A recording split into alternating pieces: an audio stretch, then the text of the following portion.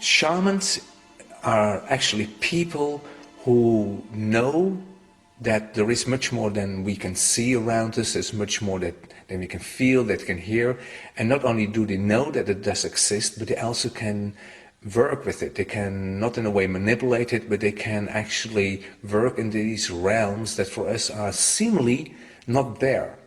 And you can do lots of things with that. You can heal yourself, you can look what your future is going to bring for you, you can alter your future, you can do things in your past in a way that your past is not really hunting you anymore. There's lots of things you can do. Shamans know this, but you can also misuse that.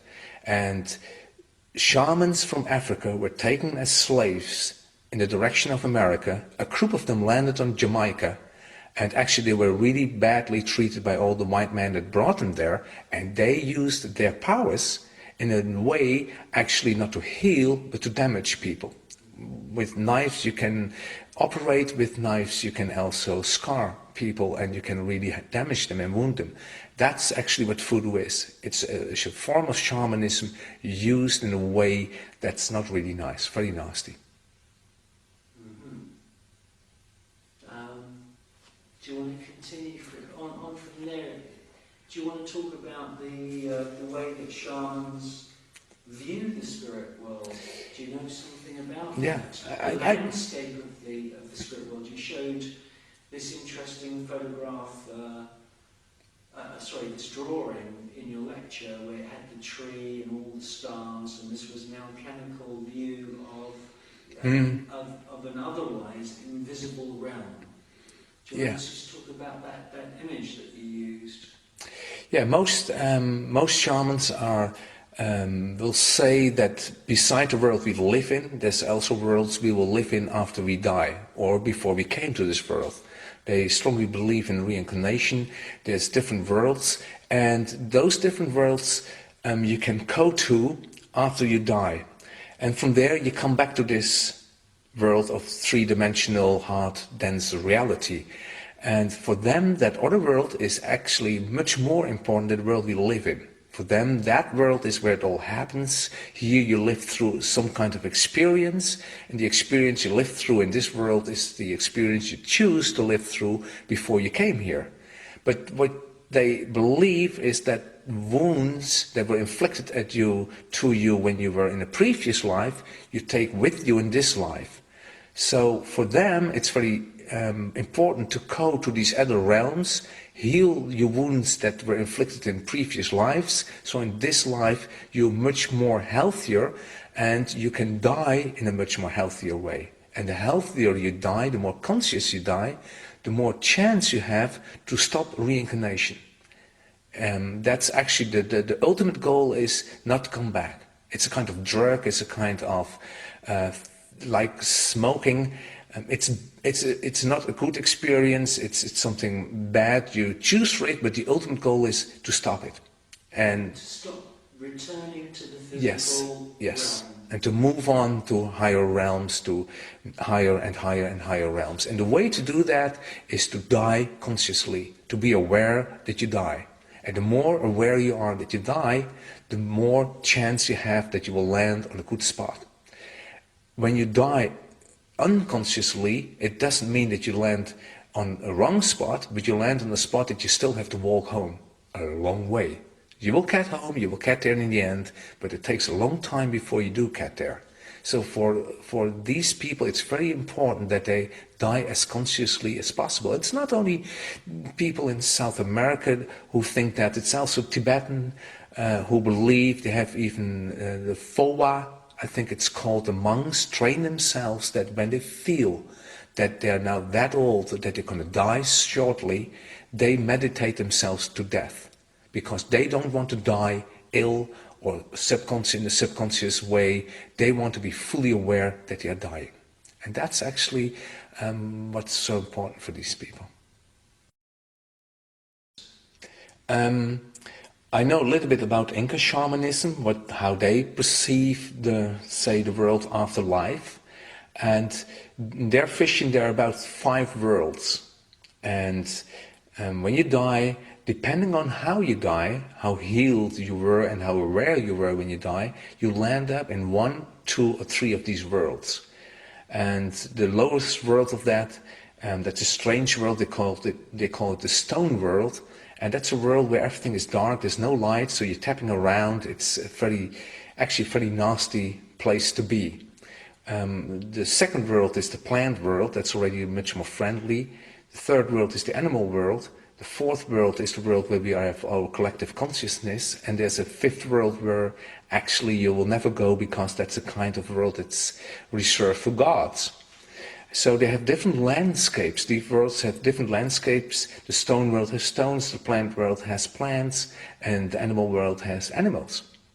And you can land up in one of these worlds. In the end, you will all arrive in the fourth world. You will all get there.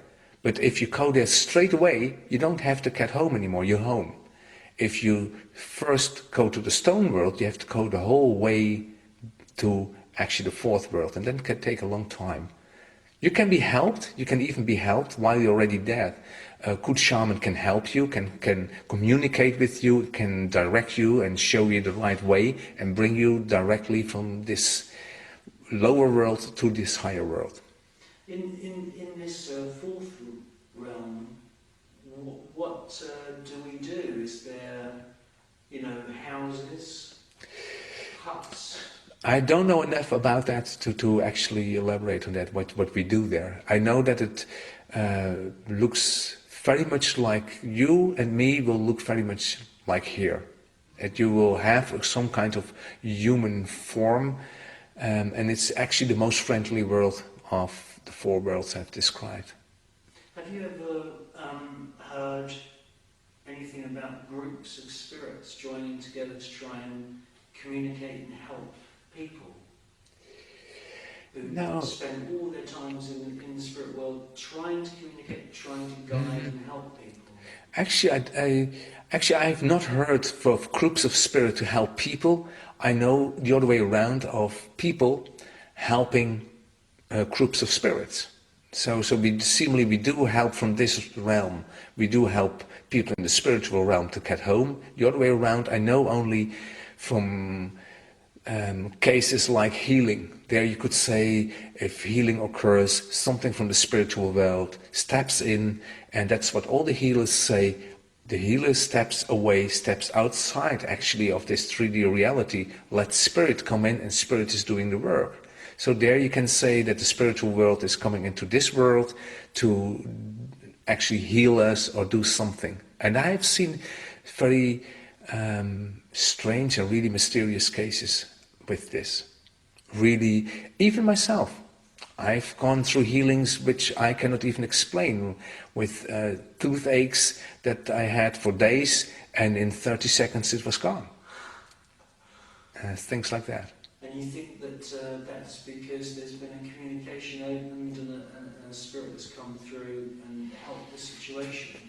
Actually, I asked the healer what happened, and this is what the healer said. I step aside, I make room, I make place, I'm a conduit, it works through me, I'm not doing anything myself, I just make place, I'm just the instrument, it comes through me and helps you.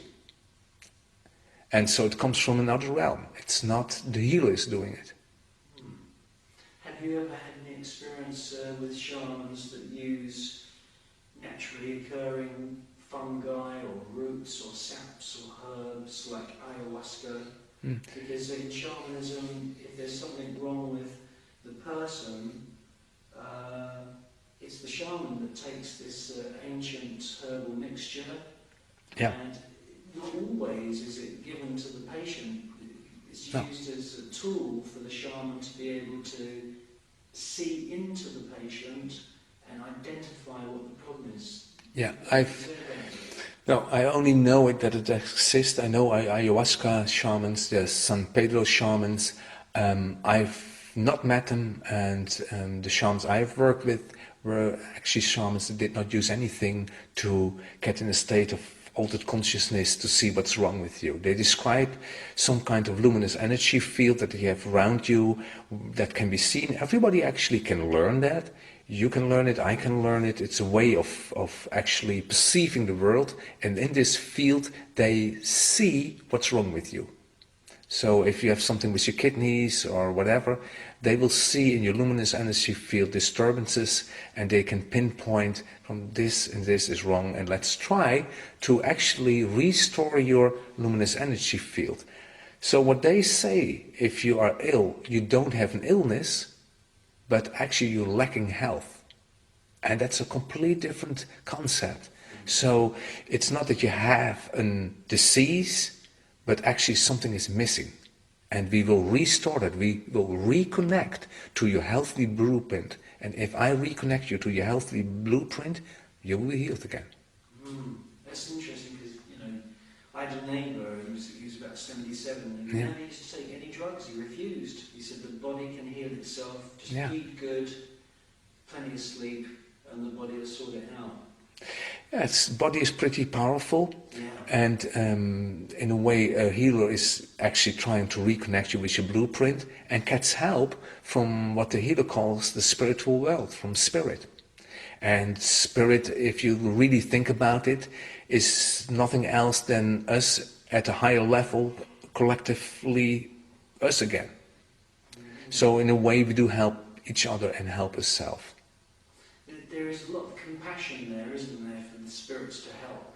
And we live in a world where we're bombarded with these antagonistic characters and all these soap operas.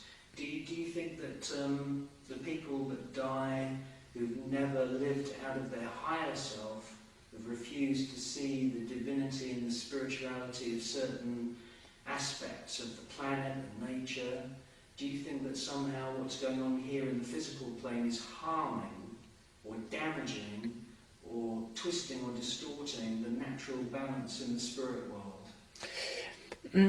It's what's happening here on earth is not really disturbing, I think, the spiritual world, not in the way that you would think it, but what it does do is that it makes it so more difficult to die in a way that you get home very quickly and very easily. So if you die, let's say in an accident, what can happen is that you're not even really aware that you're dead, that you somehow even don't land in the stone world, but if you do land there, it's a long way home. And I think what's happening right now on this planet is people get so not aware anymore of how this all works, that they all die in a state of mind that they have to walk home a long way. They will all get home. It's not that you never get there. It's only a very, very, very long walk. The more you're aware of how this second world or third world looks like, and the more you're aware that you're going to die, you die more consciously, the walk will be much more shorter. Well, we've all been to these old castles where they've got ghosts that have been there. The first sighting was written down and it's been there for like 200 years. Yes. Is this a sign that there's a spirit there that's died and it's taken 200 years as a lost spirit to actually eventually find the so-called fourth world? That's the spirits in castles. That's if you really think about it, it's a very strange concept. Yes, people have died likely in very nasty circumstances, and they did not really get to one of the worlds. They're somewhere in between the worlds. But shamans have a time perception of 0. Actually, what they say is when you step outside this 3D world, you go in the other realm, there's no real time. Now, this is very strange. So actually, there is not a thing like reincarnation. All the incarnations take place at the same time. It's a very difficult concept, though we place it time in time, and we even go back to a previous life and we repair things in previous lives so it doesn't influence this life. Actually, there is no real time. So 200 years of coast going around is not actually 200 years. It's in between the worlds, and it's not really 200 years there. It's a very difficult concept. It takes a lot of explanation and a lot of deep inner search to get a feel of this idea that we do live in sequence of time, although time does not exist. And what would be the solution to help that spirit? It's stuck there for 200 years, been seen by tourists. Yeah, you can get these coasts, you can get them back, you can even communicate with them, and you can point out to them from, look, this is the situation, you're in between the worlds, and actually you can tell them there is the exit. Step through that door and you will be fine. It's doable, and the spirit, the ghost will disappear. It will be gone. It will go to the higher world and you will never see him back or her. Wow, that's good. You can have a break and a changeover. Is there anything you want to add, Bert? No. Unless, You yeah, happy? I'm happy. I Yeah, think it's very good. yeah. It's very Yes? I liked it. Just sit in the chair, Nicky, but I'm just focusing on your thing. I get the impression that there is someone who works with you very closely in this, from the spirit world here. I'm just trying to get us a little bit of information about this. Okay, I will stay here. Just a minute or two. Just let me see if I can get it.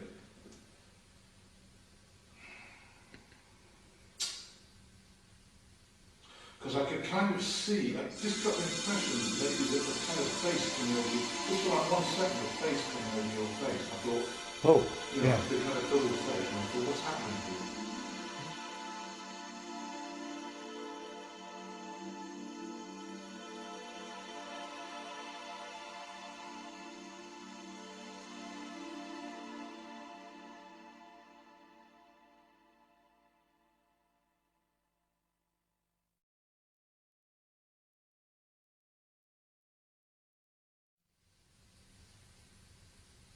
Okay, just leave it there, see if it comes in. Okay, What we do yeah. the other thing. Sometimes it takes a bit of time to filter Okay. in, but It can be.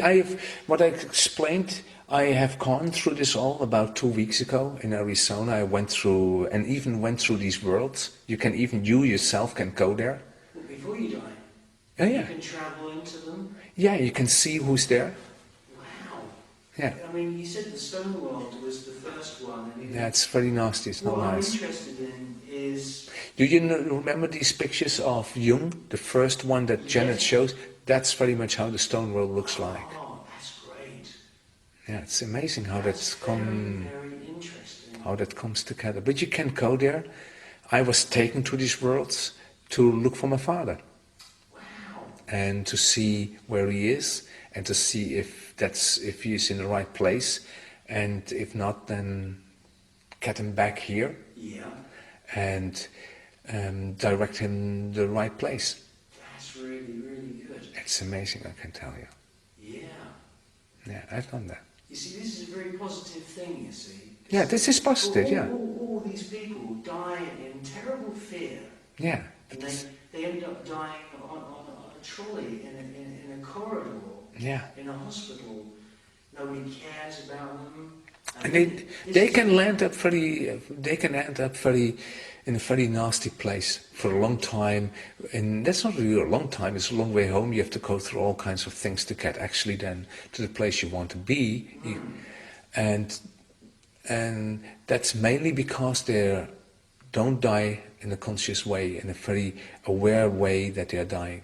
So even you can die in a trolley, that's no problem, in the corridor of a hospital, as long as you are fully aware what's going on. So it's not so much need that there's somebody who laughs you. You can do it all on yourself, as long as you know, okay, I'm making the transition now. It's all right, I'm fine, I will be fine, I'm going to do that right now, bye-bye, and I step to the next world. Well, that's a form of enlightenment, of what all these different kinds of traditions around the world call enlightenment. You have a few of these monks that died while they were meditating, and they actually came into a kind of state of fossilization, it looks like.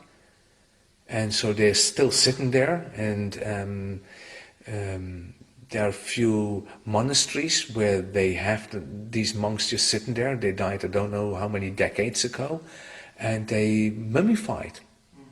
And they're still sitting in this, they actually meditating themselves to the next, through the transition. They died very conscious, very aware. Yeah, I've seen some of these mummies in South America. Yeah. And it's interesting, there's a lot of parallels between South America and, say, Egypt. Yeah. and also South American communities up in the really high altitude countries, Peru and the Himalayas, because you have mummified bodies in South America, the same as you have in Egypt. Yes, the similarities between all these forms of shamanism is likely because they have something like a grid, and they can go in an altered state and do what they call grid walking. So they walk actually around the earth and they meet each other. So the Aboriginals and the shamans from South America, they have met already for centuries and for thousands of years on these higher levels. So they go in a state of mind, in a kind of meditational state. They travel on the grid lines in sometimes it's called dragon lines. They have different names in different cultures to meet each other and to exchange ideas and viewpoints of what they are working with. And that's why you will see lots of similarities between all these indigenous people around the world. Are these dragon lines what we in Europe would call ley lines? There's a strong connection between ley lines and dragon lines, yeah. God, it's really interesting. Yeah, it is. Okay, well, that's absolutely brilliant. Next! Next.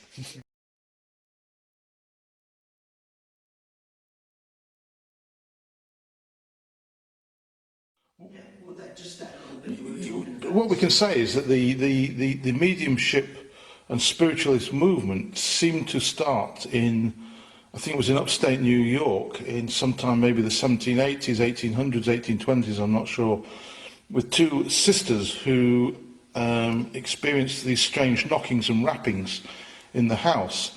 And this eventually was construed to be a communication from the spirit world, and it attracted, as far as I know, a vast amount of interest from many people, many of who were influential and notable people at the time, and many people journeyed to see these sisters.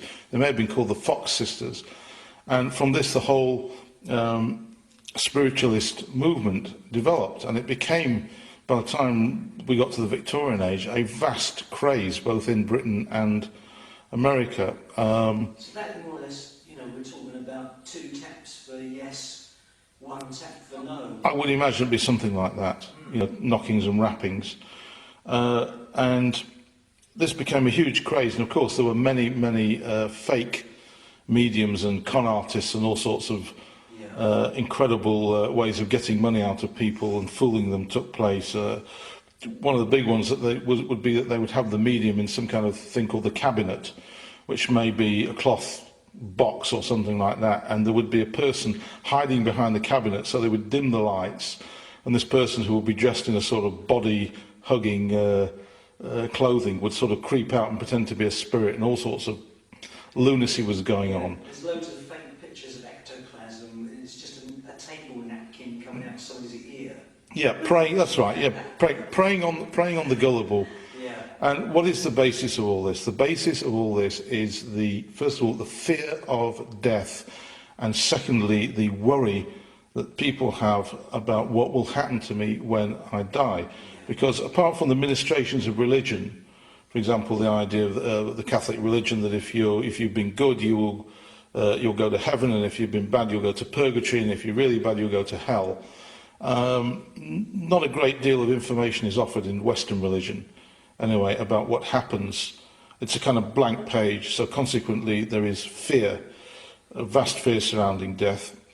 On top of that, there is also a vast degree of prohibition on mediumistic communication by Orthodox religion.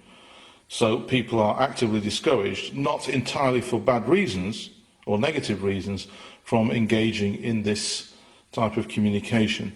But most of the mediumistic work or medium work that's done in Britain today is by mediums who are doing or attempting to establish contact with dead relatives. People are grieving, they're extremely upset, and they are looking for confirmation of survival of death. And there's a sort of renaissance every time there's a war, apparently. More and more people are searching for contact with people who've been killed in wars. Well, no doubt. Do you want me to recount the Churchill case at all? Yeah, definitely. Yeah, it's known. I think the BBC, in fact, did a documentary on this. That there was a very good medium working in Britain during the Second World War. A lady who because mediumship was illegal under the, I think it was the Witchcraft Act or something like that. Was working, of course, in private, and people were coming to see it. And she revealed to an inquirer that the ship that her son or relative had been on had in fact been sunk, and that her relative had perished. Now, the authorities found out she'd revealed this information, which in fact at that point was still embargoed. Because we were at war. Because we were at war, and because they didn't want to either give the enemy an advantage or whatever. And they took her to trial for treason or whatever you want to call it. The hapless woman, of course, was only doing a job as a medium. And apparently Churchill himself heard of the case and had it stopped, because he said, we're in the middle of a war, what are we wasting time and effort for on this type of stuff? This is completely irrelevant. And the Witchcraft Act, I think, was repealed in 1951, which is the year that Churchill, in fact, came back to power with the Conservative Party. So what we may presume or derive from that about Churchill's involvement or interest in such things, I don't know, but he certainly was not clearly unsympathetic. Yeah, wasting resources. Yeah, or he may have just considered it to be so trivial as just not to be worth bothering. We don't know. Or maybe we could know if we researched it. But since 1951, to act as a medium it has been legal. And of course, there are a vast amount of mediums working in Britain. Well, there's an entire spiritualist church. Yes, there is a spiritualist church, and there's a kind of college of spiritualism at Stansted, near London, which has been established for many, many years, and people can go to Stansted, learn mediumship, and so on and so forth. And this is very important. I know mediums who've been to Stansted, and they've apparently have fantastic sessions and materializations and all this kind of stuff. So this is, and then of course we've had the SPR, Society for Psychical Research, which has existed since 1880, something like that, 1890, with voluminous records. Yeah.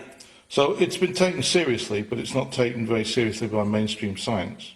Well, it's not taken seriously by the media, because they don't like sort of covering anything that they can't explain away in pigeonhole.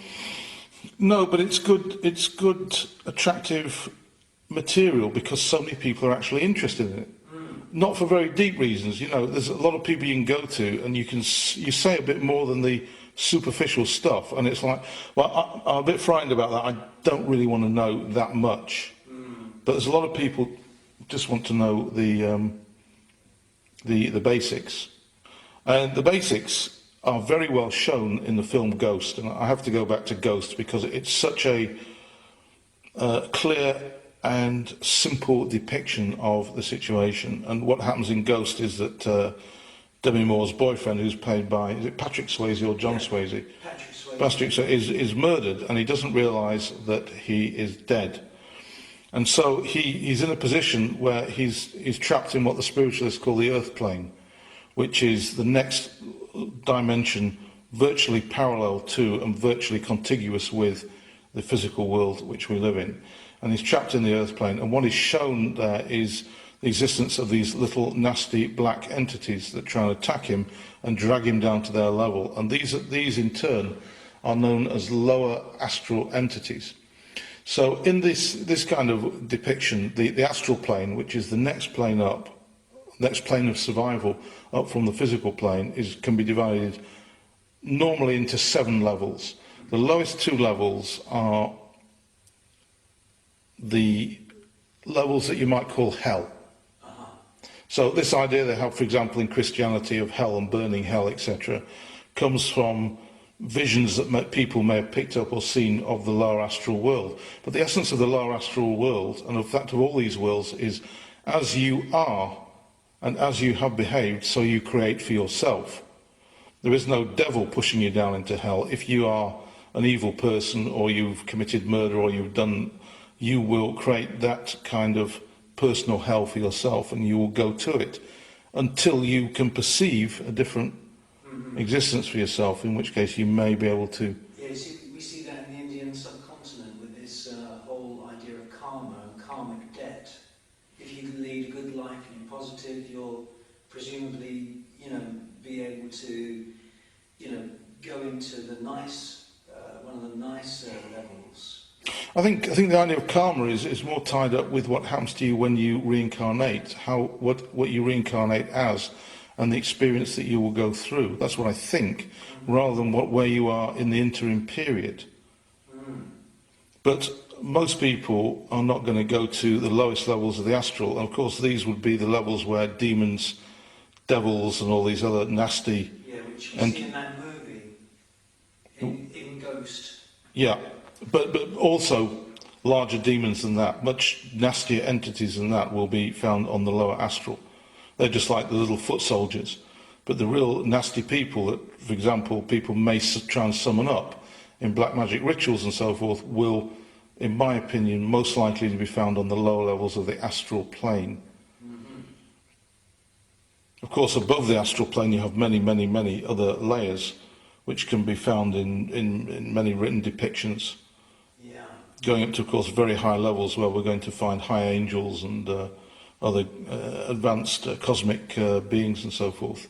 Buddhas, enlightened Buddhas and so on. So it seems that the whole, geography and structure and arrangement of the non-physical worlds is in fact rather complicated and rather complex and not a simple matter which is going to be resolved by some basic religious ideas of you've got heaven and you've got hell and that's it. Yeah.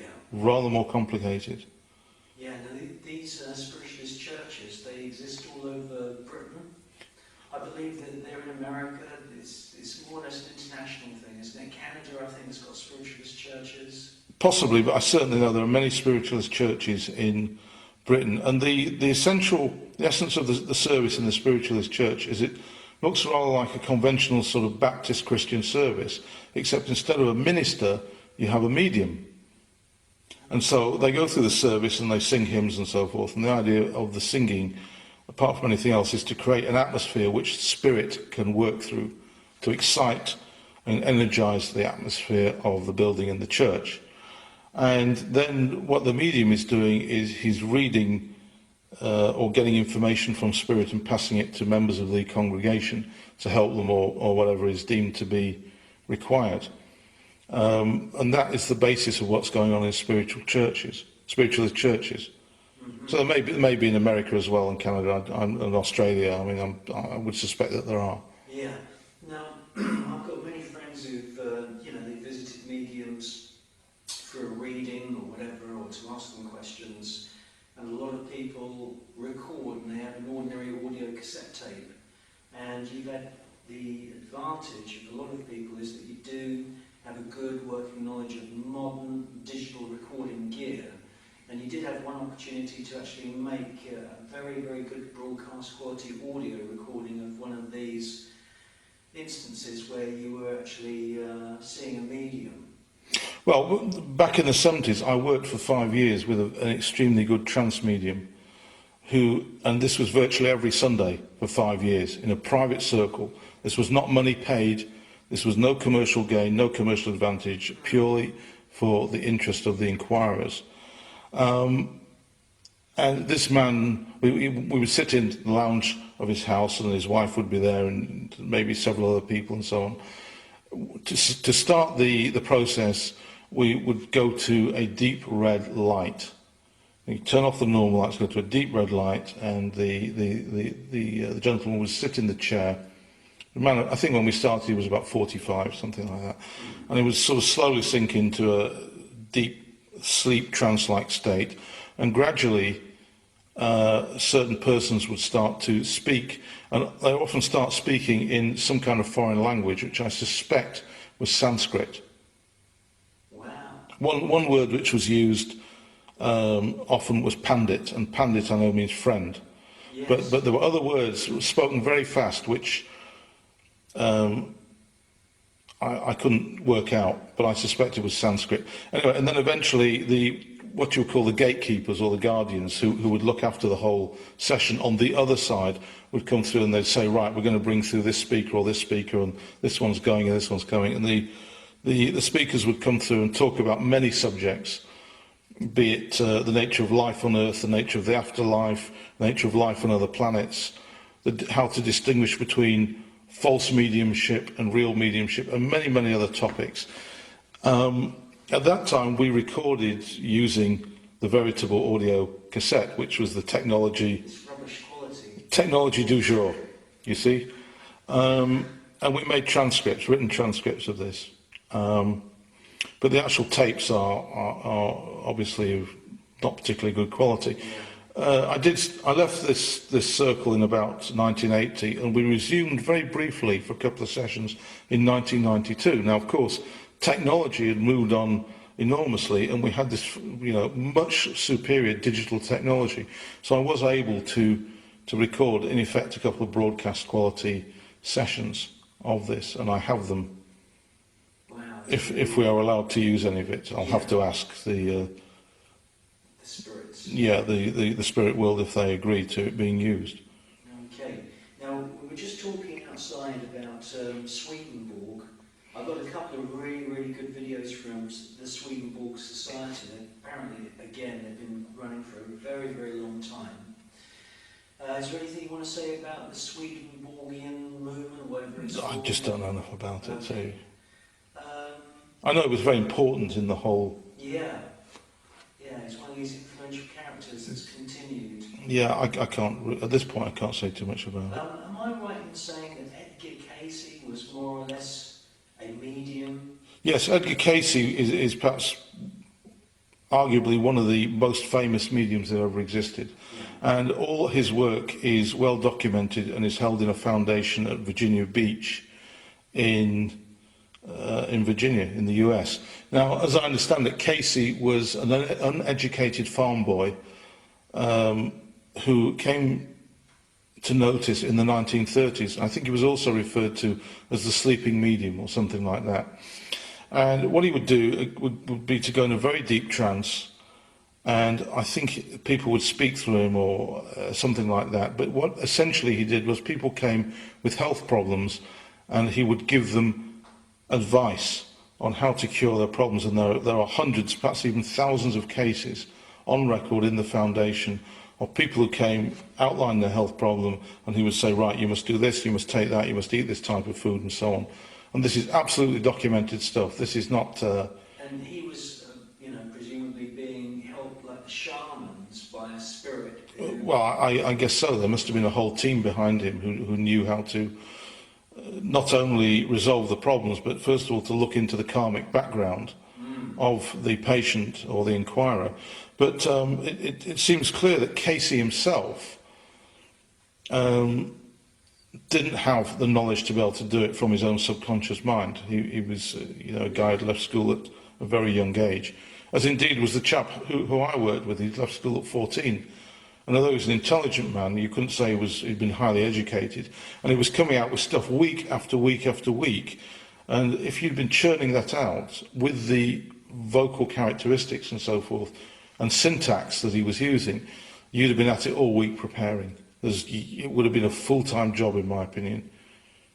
That's interesting, isn't it? To produce an hour or an hour and a half of material, and to just virtually flawlessly deliver it, and maybe act out 5 or 6 characters over that period of time and give out a massive complex material.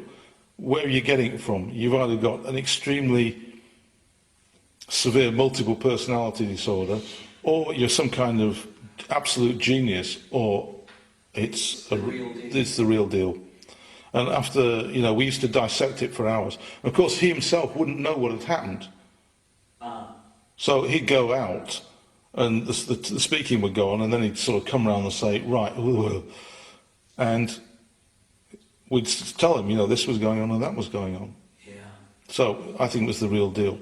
Now, in your experience with, really what can only be described as the highest level audio technology, in the world, and you've had many years involved in that kind of world, have ever come across any device or electronic gear that somebody's claimed you would be able to use it to hear messages? This famous case with Spiricom, this weird electronic voice kind of thing, which I don't know very much about. But have you ever come across anyone who's been trying, or maybe with radionics, to create a device where a person who does not have these special mediumship gifts could maybe have a machine to communicate? Well, yeah, there's two areas, one of which you certainly know about, which is electronic voice phenomenon, or EVP. And this appears to have started with I think he was a German experimenter called Konstantin Raudive, who was just running ordinary tape recorders, and he started noticing that there were words appearing, and there were no microphones connected to the tape recorders. I think this is going back to the 1950s or 60s. Yeah. And since that time, many people, and to this day, many people experience with audio recording, and they either put a microphone in a quiet room or they run some kind of recording device, and they do get snatches of words, and so on and so forth. What happened in radionics was that two of the pioneers, which is Ruth Drown and George de la Warr, both developed radionic cameras which apparently could see into the physical etheric world and take distant photographs of the patient who might have been many, many miles away. And there's about 12,000 photographs taken by de la Warr. So this is not a small amount of material. This is a substantial collection. And these are held in America by, I think it's the Psychotronic Association. Now, when you say that these cameras can look into the so-called physical etheric world, is this one of these layers or levels? Yes, this is. About earlier? Yeah, this is kind of equivalent to what you would call the earth plane. It's the immediate next energetic level up. And in esoteric theory, yogic theory and radionic theory, we hold that the physical form is immediately energized and informed by what we call the physical etheric body. So this is the immediate layer which is, as it were, holding, in our opinion, holding your physical body together. And illness, in its most immediate form, is the result of a disturbance to the physical etheric body. It's actually much more complicated than that, but that's where we start. So it seems that what he was photographing, for example, if you had a tumour or whatever he may have photographed, it was a photograph of the energetic equivalent of the physical tumour. And these, I heard a lecture by the man who currently has the camera, Dr. Peter Moscow, and he had taken some of the plates to a university in the States. They'd analysed the plates and they'd found out that although they were two-dimensional pictures, they'd run some process on them that showed they were three-dimensionally encoded. So these are three-dimensional pictures of tumours, and they kind of look like X-rays, black and white X-rays. And well, when you see an X-ray, you mean you can sort of see a form on the photograph that correlates directly to the subject that was photographed? Or yes, absolutely. Yeah, I saw some photograph of I think it was a bowel tumour, and what you see is a kind of very large, bright area, which is standing out absolutely from the rest of the background. And there are various other pictures that I've seen. One is of a child in the womb, and so on and so forth. But at this point in time, because we're now going back, I think de la Warr died about 1960-70, we're going back to a fairly obscure situation because no one now can get these cameras to work. And by the way, they don't look like cameras. It's just called a camera, but it doesn't look like a digital camera or anything like that. It looks like a rather complex contraption with spirals in it and all sorts of... Wow. And he took out a patent on this, by the way, which is in France. The patent was granted in France.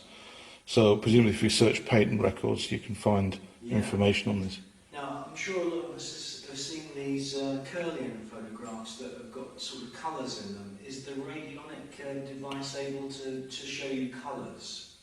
In those days, the devices they had did not show colours, but I think it would have been quite a difficult process to develop your own colour plates. But remember, Kirlian photography is a different technique, and what they do is they have a piece of glass That's it. They have a piece of film, I think, on top of the glass, and they let loose a very large static discharge of about 30,000 volts underneath the glass.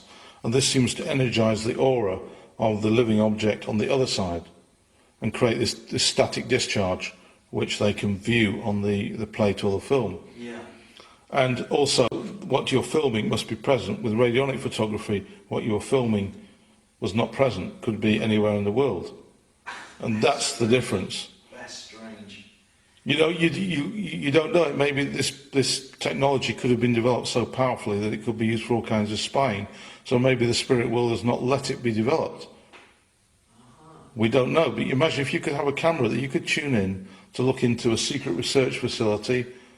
You see, we've had the remote viewing movement, which of course has been very well publicised. But imagine that's only people writing down what they visualise and see through remote viewing.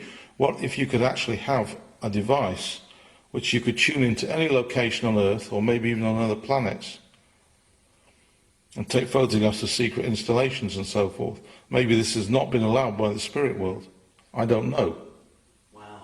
But it seems odd that these cameras existed and suddenly no one can get them to work and they don't, you know. These kinds of sort of wispy sort of force fields, if you like, that you see in Kirlian photographs, are these, in your view, you know, sort of showing the so-called physical etheric body, which is very close to the physical body? Whatever it's showing, it certainly seems to have a valid diagnostic use, because they can tell by the integrity of the field which is displayed on the plates and so forth, the general energetic state and possible illnesses in the person. This is what I understand about Kirlian photography.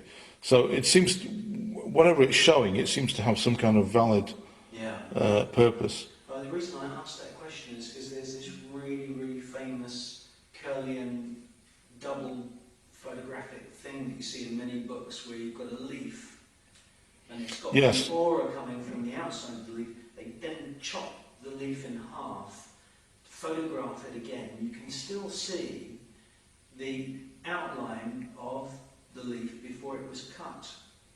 Yes, that's, well, then it's feasible. It's some kind of representation of the physical etheric field. But one of the things they do is they take a photograph of someone's hand and then they get them to eat a hamburger, and they show what happens to the human energy field after you've eaten the hamburger.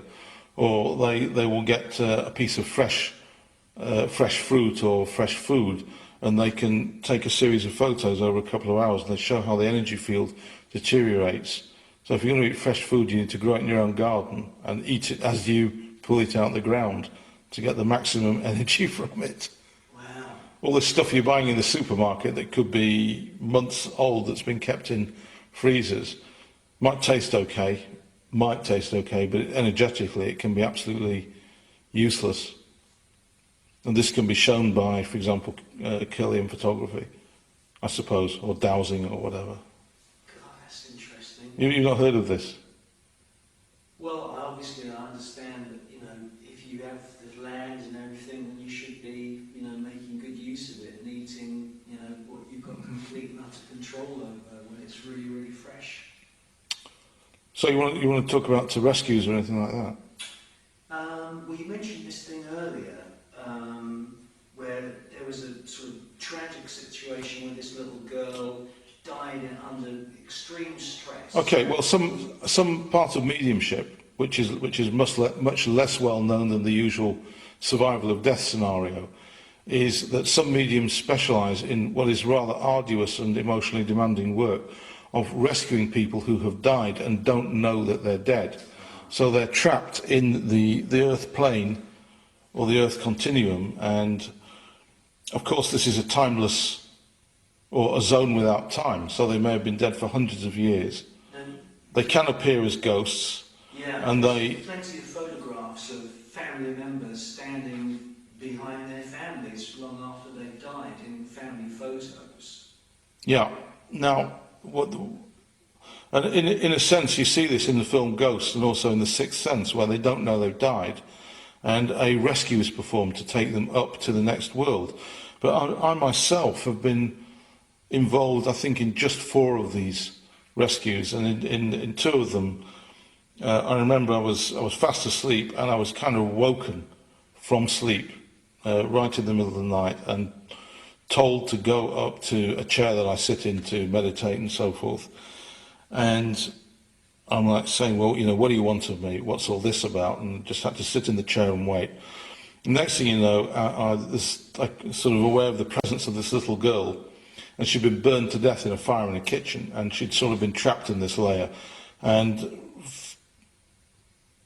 this just went on for a short amount of time, and I kind of mentally said to her, don't worry, it's going to be okay. And they just came through and they got her out of there and they took her up to the level that they took her. And these are referred to as rescues? Yeah, these are called rescues. Yeah, this is called rescues. Some people do many rescues.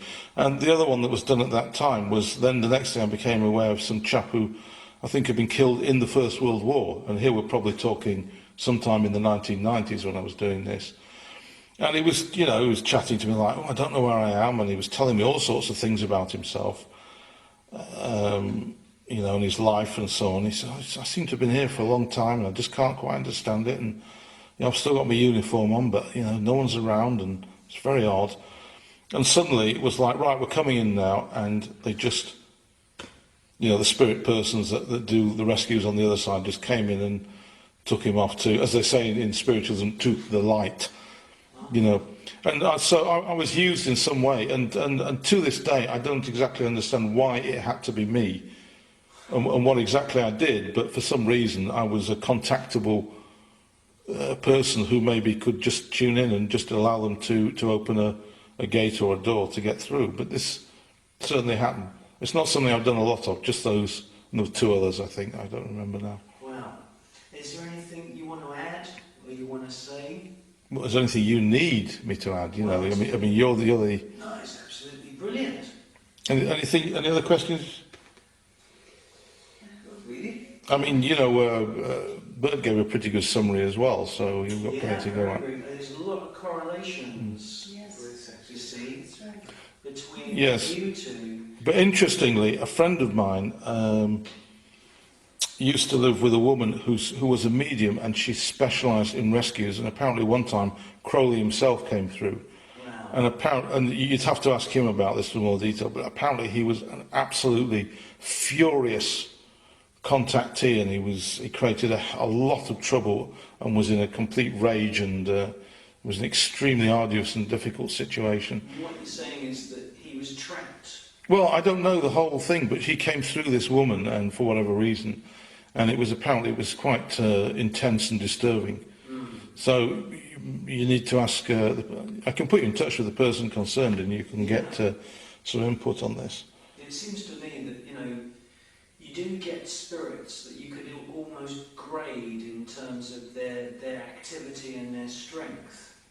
And I don't know whether I mentioned it in one of my talks earlier this week, but I've never ever seen, I've done a lot of reading, I've never ever heard of or ever seen any evidence where you've got a full body apparition, say, that people report, where that apparition has any kind of ability to move an object like we associate with poltergeists. And what I see is that if you've got a spirit that's actually able to move an object, it's putting all its effort into that and it can't be seen.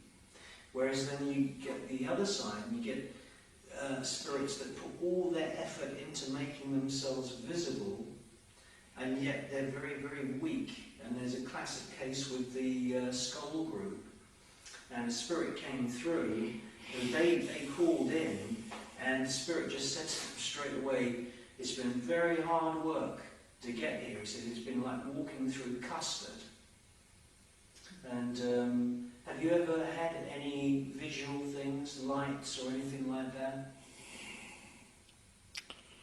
Not really, but I don't consider myself particularly mediumistic compared to some that I've met. But occasionally I will get a very strong mental image of, for example, a person or persons who may come into the room. But usually I don't get these. You need to speak to real clairvoyants and clairaudience who can. Occasionally I've had words said to me when there was no one in the room. Like you're just sitting in the room doing something, and you'll hear Nick, in your ear, and you go, Well, that's very similar to what we hear with these EVP tapes, because normally what happens, you record an entire tape and you have to sit there and listen to what should be a silent tape, and what happens is that all of a sudden you hear a very short thing and you listen to it over and over again and you realise that that is some voice that's a very long way away, and it's usually saying somebody's name. well, I've had it like right in my ear a few times, where they just like someone goes right in your ear, and you go like, you turn around and there's just no one there, no one else in the house, and you wonder, Well, to wrap up then, we started by saying, there's people that really, they're dying in a really pretty bad way because they have all this fear and they're sort of knotted up with the fear of death. Would you say that that fear is not necessary whatsoever because, there is this important spiritual element to us that does survive, it does go on, and really the mums and dads tabloid kind of image of death, where it's just you just die and that's it. Well, it's not true. It seems to me, on the balance of probabilities, that we survive what's called death as coherent, conscious entities, and we enter a world which is as real and substantial to us as is the world we are currently in at the moment, and we have our bodies intact. And this appears to be the actual situation. However, because many people do not believe in these things, they go over and they can be either trapped or in a state of confusion.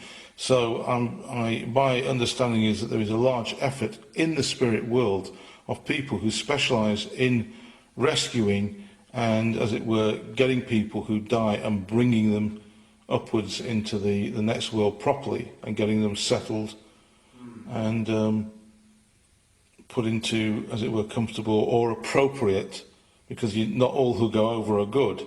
Yeah. Another aspect, of course, is that just because you go into the next world doesn't mean to say you suddenly become a nice angelic person with wings on your back. If you're a nasty piece of work in this world, doesn't mean to say your ego or your arrogance or whatever it is immediately just going to vanish, and you're suddenly going to become a nice lovey-dovey person. You may leave this world with an awful lot of anger and rage and what else, and this is not necessarily immediately just going to evaporate.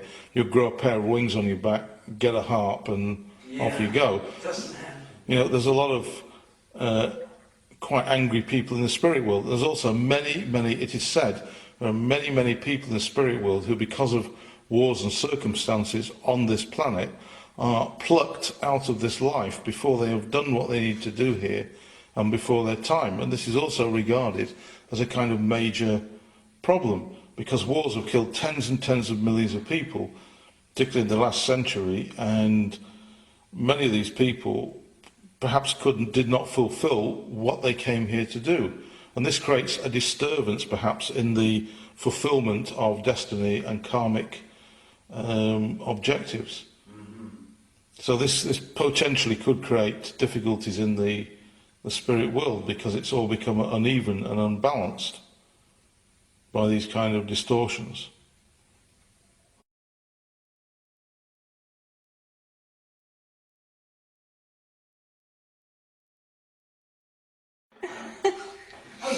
Okay. Now, Right. let's start. Now we know from lots of nice translations which we have from the Tibetan book of the Living and Dying that the Himalayan cultures went round, and any opportunity they had, they interviewed people that had near-death experiences, asked them what their experiences were, and we have these texts now that are used to really educate and ease the so-called death experience for people. And you had an opportunity with one of your grandparents when it came to the point where they entered their death experience to, ease the be there and have what Nick was calling earlier a conscious death, or what Bert was saying was a conscious death, you know, a death experience where it's a managed, loving kind of experience. Just go through that, and because it's very similar, you see, to these Himalayan texts. This happened to my grandfather. Mm-hmm. He was 92, and it was very obvious that he was going to die.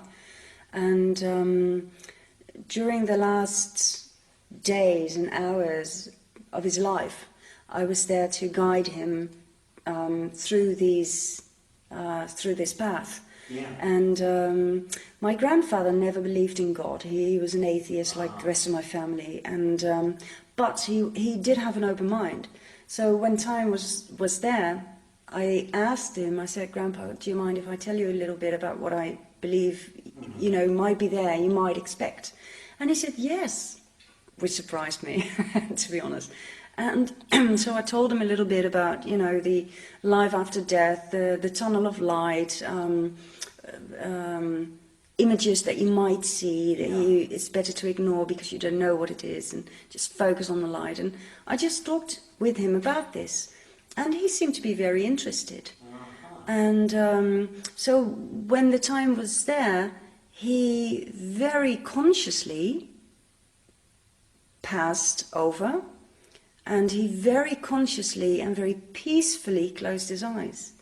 It was a very peaceful thing. And I remember burning a candle by his bed and saying, you know, Grandpa, I'm going to light the candle for you to make things easier, and you know, easier for you to go to the light. Just focus on the light, you know, shoot to the light like an arrow, I said. And then he went. And it was a very peaceful event. Now I've got a question. When I said earlier that lighting these candles is something that's happening, you know, it happens in the Indian subcontinent, the Himalayan civilizations, what usually happens is that in all the different houses of all the different relatives, they know that one of their relatives is going to go through the death experience. They all light a single candle in their houses.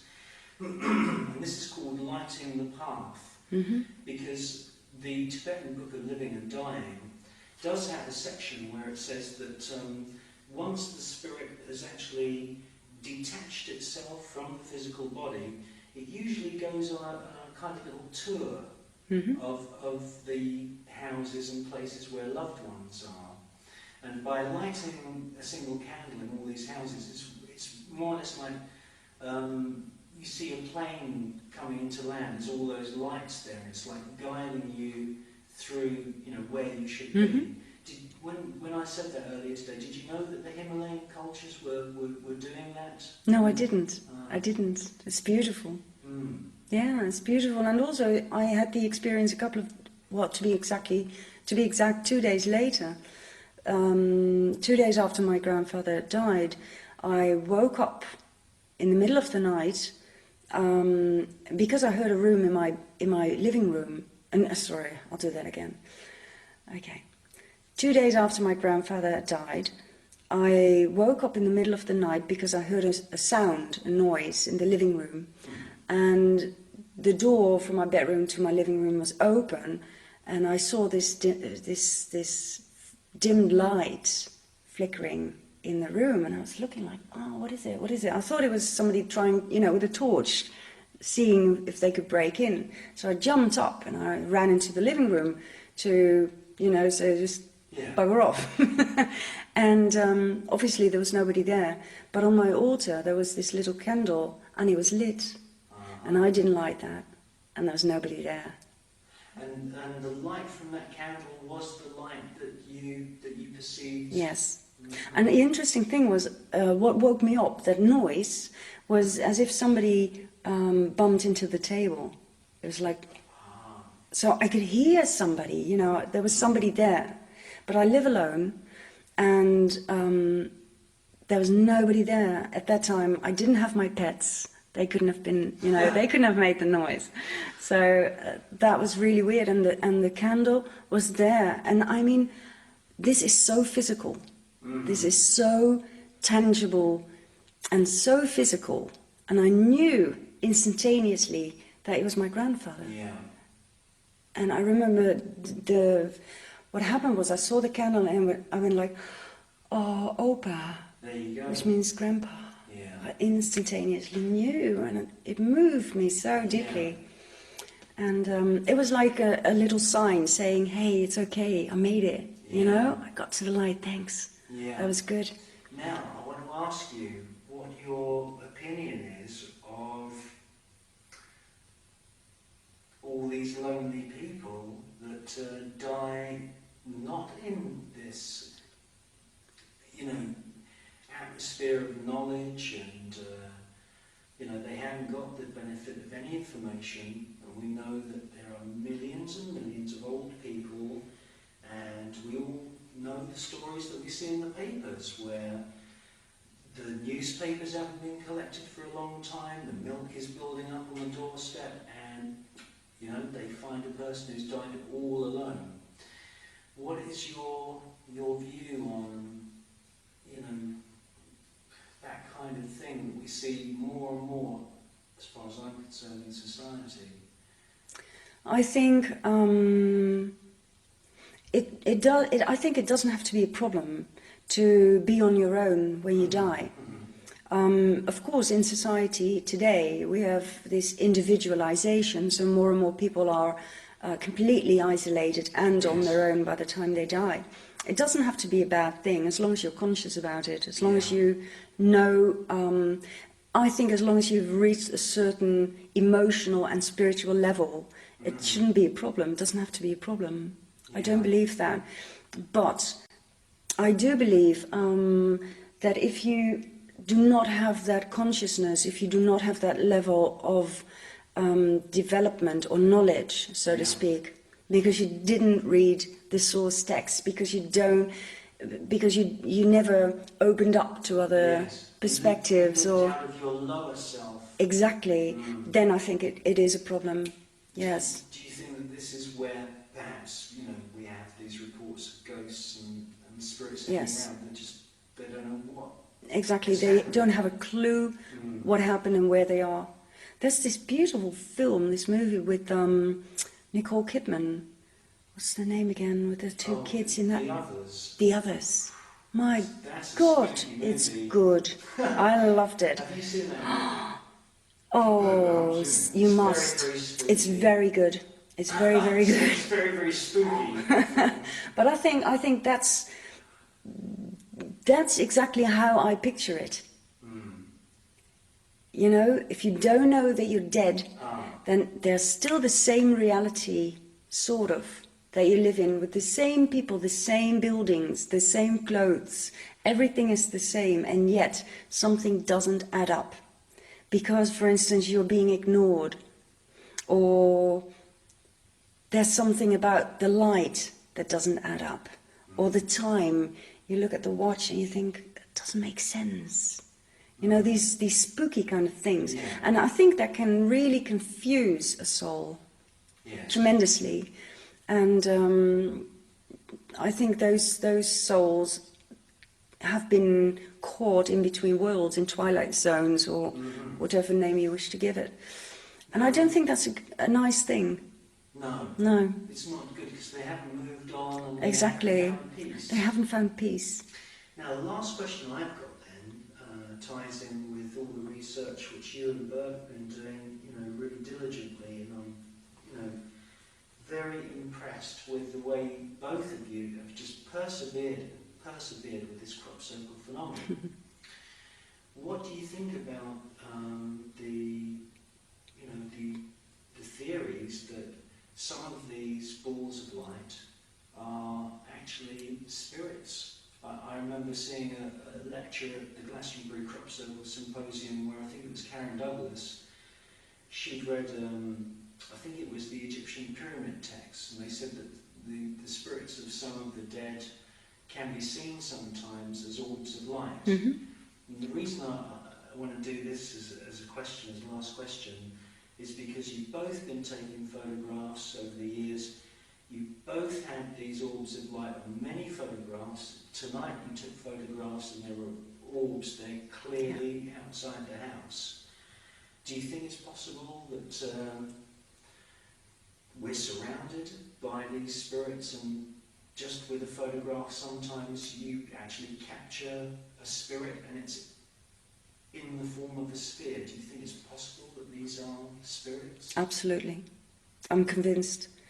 It took me quite a long time to come to this opinion or to this conclusion, because I have a more left-brain background, scientific background, so I find it very difficult to believe in things like this.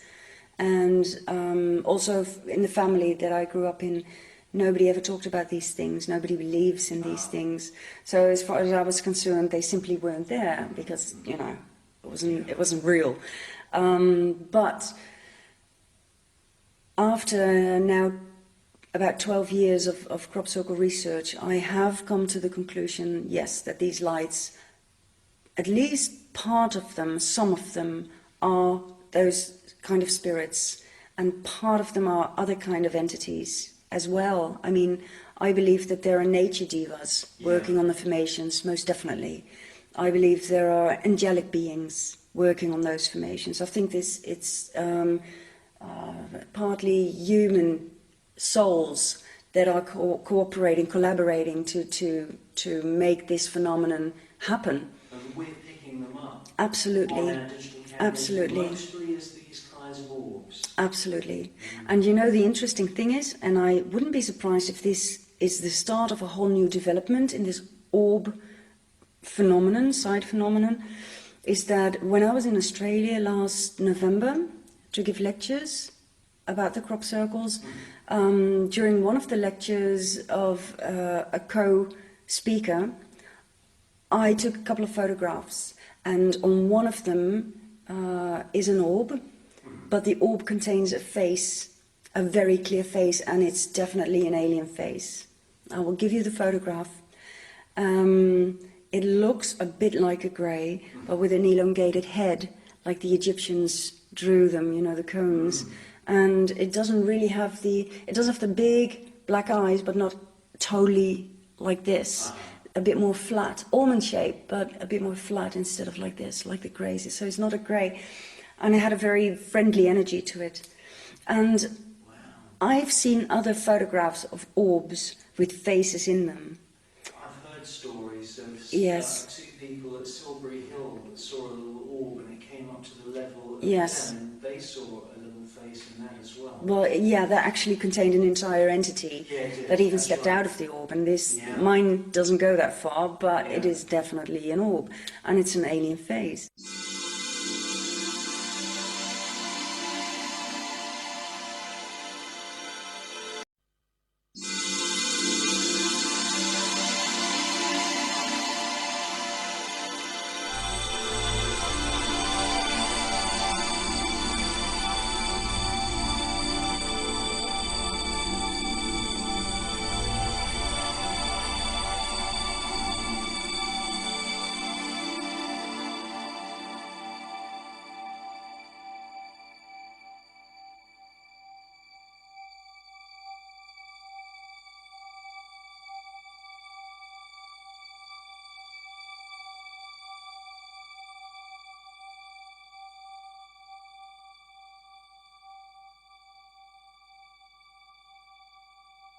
Can you just tell me when the Society for Psychical Research was first formed?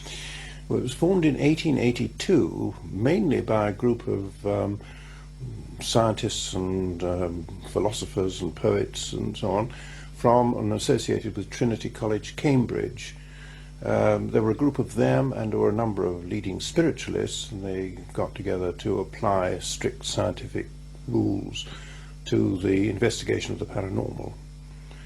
This was really in the aftermath of all the upheaval in late Victorian England that was the result of the publication of the Darwin's Origin of Species and all the uncertainty that that generated, and also the fact that spiritualist manifestations, particularly physical manifestations, were very popular then and the subject of enormous controversy as to whether they were all fraudulent.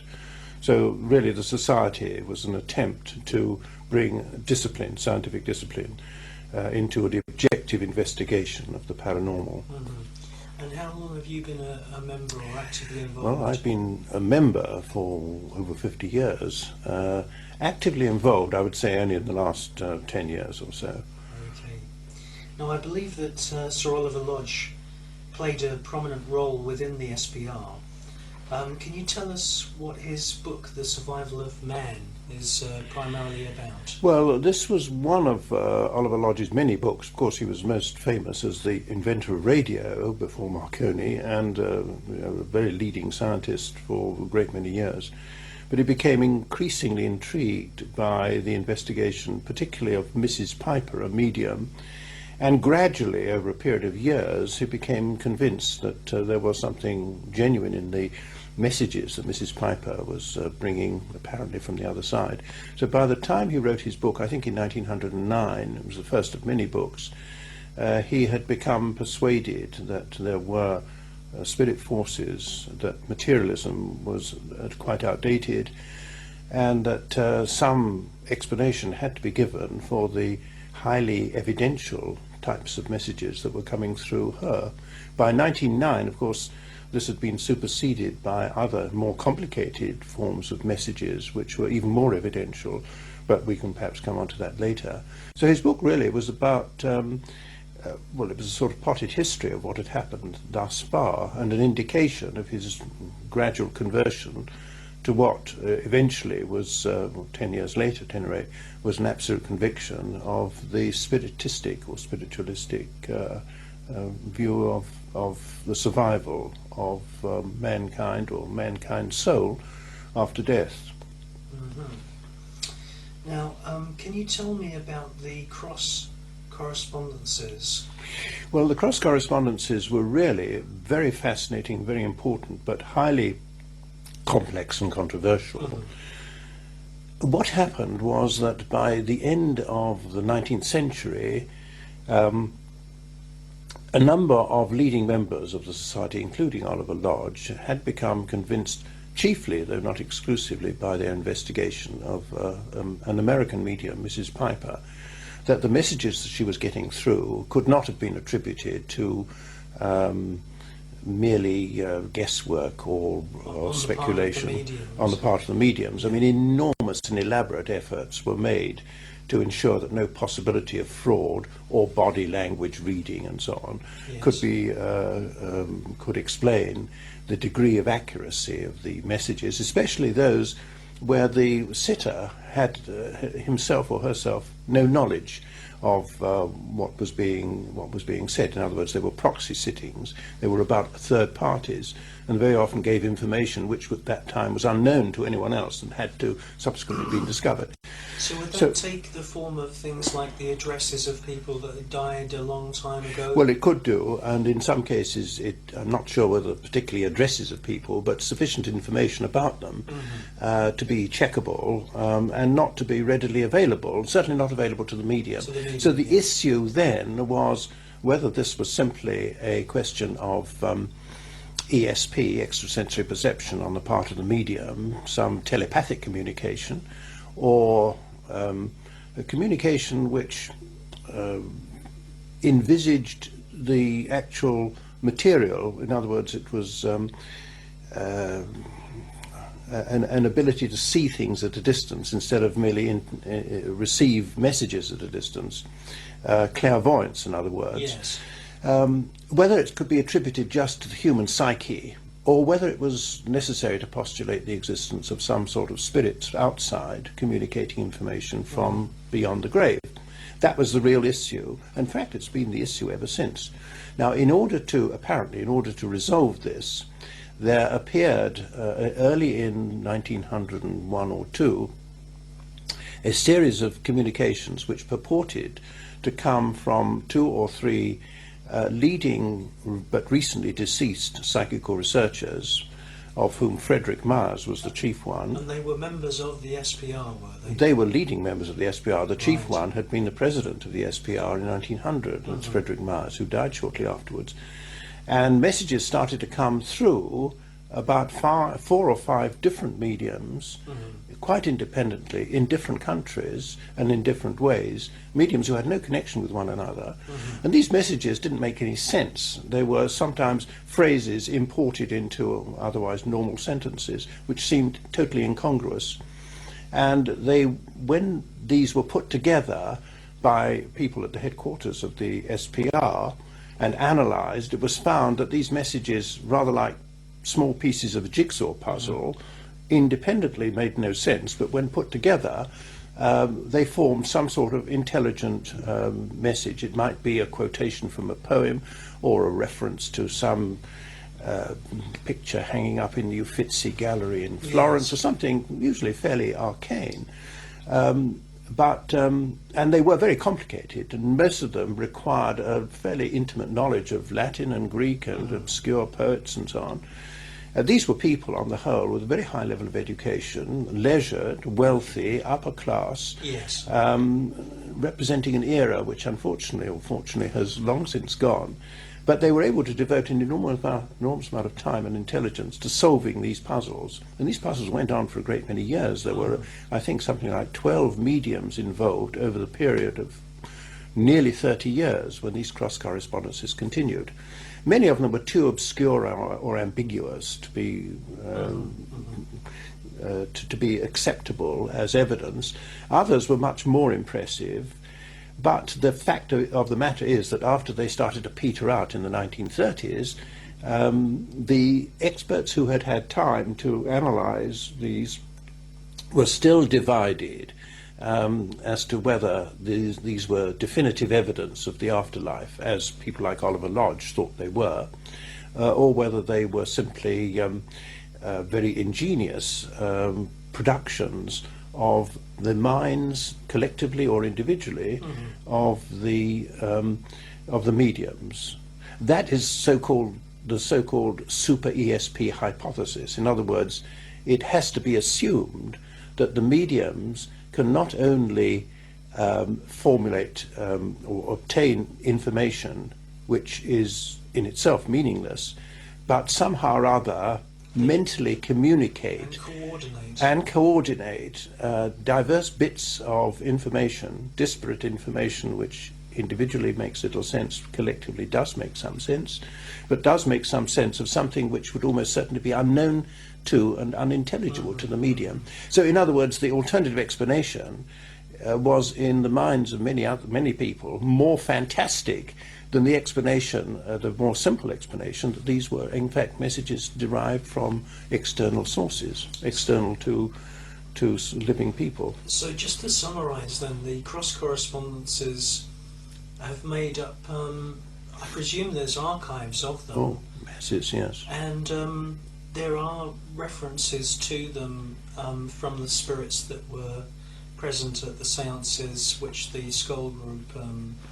Yes, it became pretty evident to us at a fairly early stage that what the spirit communicators were in effect saying was that we did our best to use the cross correspondences as proof to mankind that the soul survives, that there is no death as we understand it.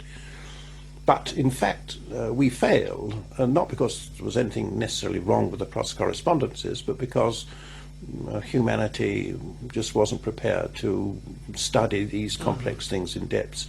And whatever the situation was, it had no impact on the scientific world. There are very few people, I should think, in the scientific community who have even heard of the cross correspondences and wouldn't know what I was talking about. And it's an indication of how rapidly this sort of material sort of fades away into the background and is now totally ignored by people who, although they're interested in the paranormal, associate it almost entirely with these card-calling experiments or the experiments in laboratories where people are trying to identify pictures which are seen by someone else in another room, that sort of thing. But these so-called spontaneous cases where we're dealing with things that can't be looked at in a laboratory and controlled by an experimenter under conditions which a scientist would recognize, those are, unfortunately, almost entirely ignored these days. But they constitute by far the most impressive evidence of something or other, either spirit communication or of psychic forces that we have had so far. Now, in the Skull report, you are attending many seances, but just overall, can you tell us how many seances you think you've attended in general since you've been interested in this field? Well, I haven't myself attended all that many seances. I mean, I attended, I don't know, it was about 28 or 29 in the Skull sittings, not only in Norfolk, England, but in Spain and in California as well. And others attended sittings in different parts of the world with the group. But of course there are lots of other small groups excuse me, sitting in their private drawing rooms with closed curtains, just by themselves, for themselves, creating allegedly physical phenomena or simply communicating with what they believe to be spirits.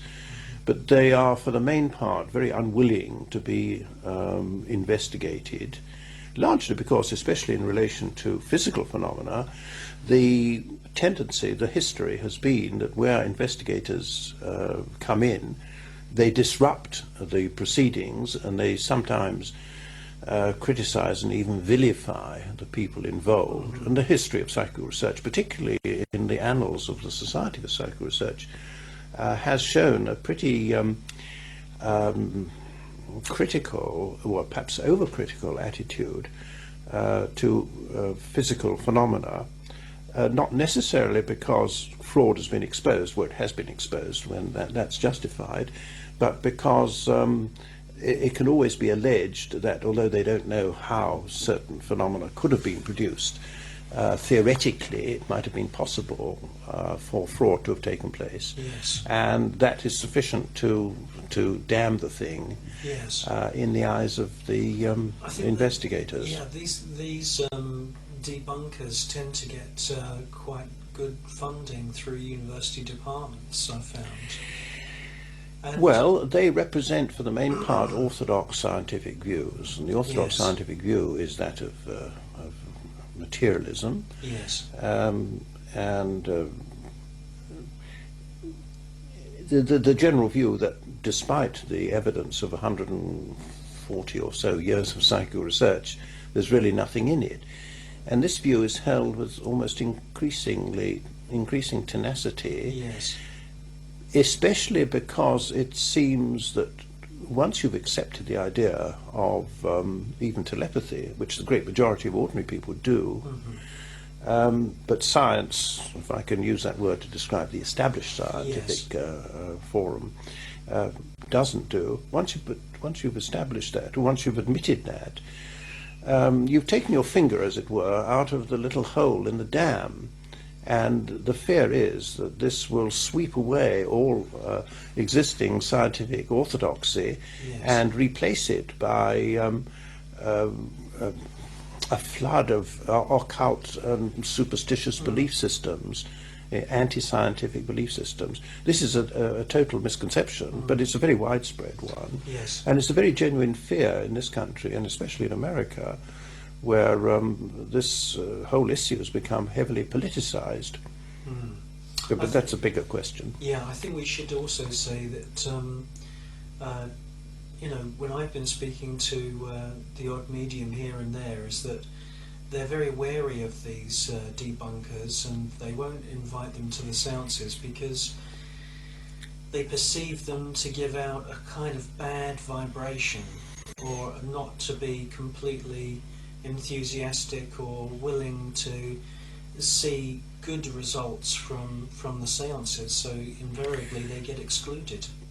Well, I wouldn't say invariably. I can think of one case where they didn't get excluded, and I'm dealing with that at the moment. But I mean, you've put your finger on the point. The skeptic would say, well, naturally they don't invite skeptics because they know that we know enough about conjuring methods and so on to expose them, whereas the spiritualist group will say, well, the skeptic can't be relied upon to behave himself, and he'll grab at something which could be dangerous, the emanations of ectoplasm, which is associated with somehow or other with the physical, physiological side of the medium, is very sensitive to that sort of thing. And there have been many cases where unofficial interference with ectoplasm has caused physical damage to the medium.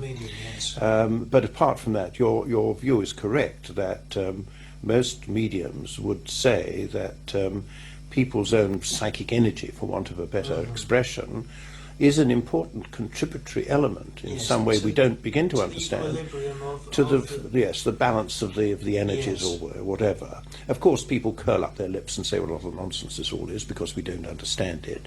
Nevertheless, the fact of the matter is, and I've had certain experience of this myself, that where you get a very skeptical audience, you're less likely to get good physical phenomena than the other way around, where you get a lot of believers. But the fact that they're believers doesn't necessarily mean that everything that they see is fraudulent. But I mean, there were cases, there have been cases where skeptics have been present, and indeed, two fairly skeptical colleagues of mine were indeed present as my guests at these gold sittings when phenomena appeared. But I'm thinking of one occasion when the phenomena were very poor. Whether that's because they emanated these negative vibes, or on this occasion, whether it's because the medium was unwell, I don't know. But I've just attended another sitting with an experimental sitting with a group producing physical phenomena where the medium really was unwell and had a nosebleed very shortly before, but they put on a special show for me, and there were quite impressive physical phenomena. It wasn't under controlled conditions, and I was really there to see how far they would be prepared to accept controls and what sort of controls that they would wish to, they would agree to implement. I mean, we've got to get a balance between what we want as scientific investigators and what they are ready to accept, which is compatible with the way in which the spirit forces operate. And those things we can only understand by trial and error.